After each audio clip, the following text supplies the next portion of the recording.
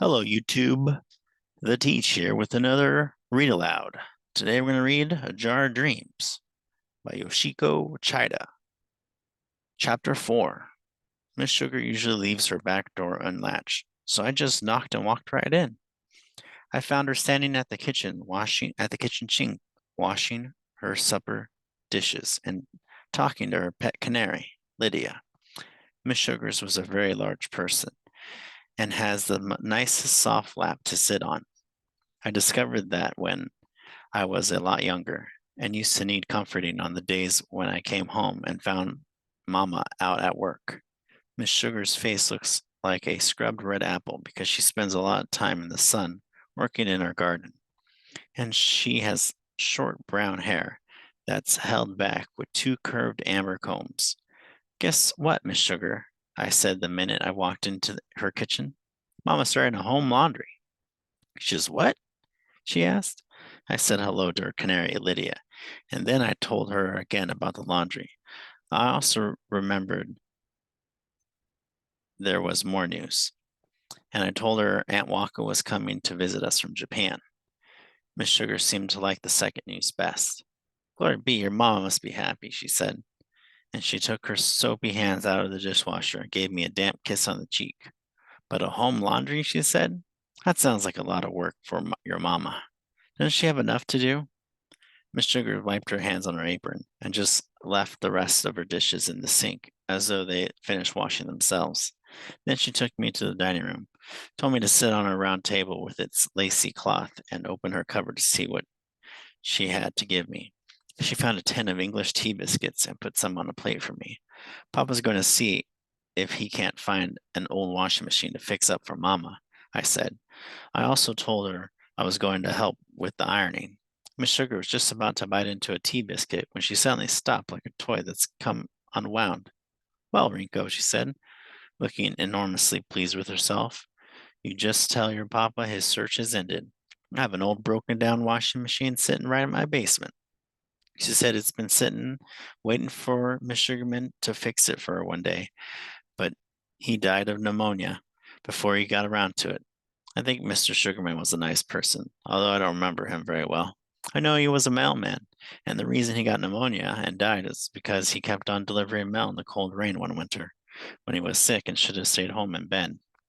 Papa could have fixed your washing machine for you, I told her, but Miss Sugar said that she she was so used to washing everything by hand, she even forgot she had a washing machine. After all, she said, how much laundry is there for one just for one person? Your mama's welcome to it. Miss Sugar put her biscuit down on the table and insisted we go down that very minute to her basement and look at the machine. I followed her into her dark, musty corner, and sure enough, there was an old washing machine with a ringer on it. It was half tipped over like it was drunk, and it looked though rust had crept into all its joints. I wasn't sure if even Papa could get it to go again, but Miss Sugar says, you know your papa can fix anything. You tell him and your brother Cal to come get it anytime they want. So the very next day, Papa and Cal went over and brought the washing machine back to our basement. Mama and Joji and I watched while they propped it up with the box and set it by the laundry tubs. I could tell Mama thought the same thing when I first saw it. Do you think you can get it to work? She asked. Papa checked the machine carefully and finally said he thought he could. It needs a leg, some new hoses, a handle for the ringer, and a few other things. But just give me a few days, he said. I think I can bring it back to life. So we're in business then, Joji asked. I guess we are, Mama said. And that's how we got started with our A1 home laundry. We pinched it with clean we pitched in and cleaned up the basement, which was almost as moldy and cluttered as Miss Sugar's. Papa built a counter for sorting and separating the laundry into colored and white, starched and no starch, and marking everything with indelible ink. He also built a chute by the window so you could just throw the laundry bundles down from his car and they'd land in the big basket right near the wash tubs. Cal rigged up some new clotheslines out in the backyard and also strung up some rope in the basement for days when the wash couldn't be hung out outdoors. Our basement looked like some giant spider had gone crazy, spun webs of rope all over the basement beams, cow was so tall he had the duck to keep from hanging himself on the ropes, because he put them up at the right height for Mama and me to reach. One afternoon, when Mama and I were down in the basement trying to rid some empty cartons and new old newspapers, Mama came across a big trunk she brought with her from Japan. I'd never seen her open it up, so I asked her if there was anything inside. Oh, yes, Mama said, my Japanese self.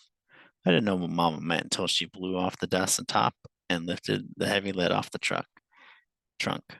The top tray was full of old photograph albums and bundles of letters and Japanese books and notebooks that Mama had used in school.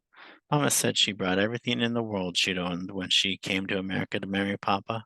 She showed me her school notebooks filled with feathery writing and faded dust-colored ink, and she showed me lots of photographs.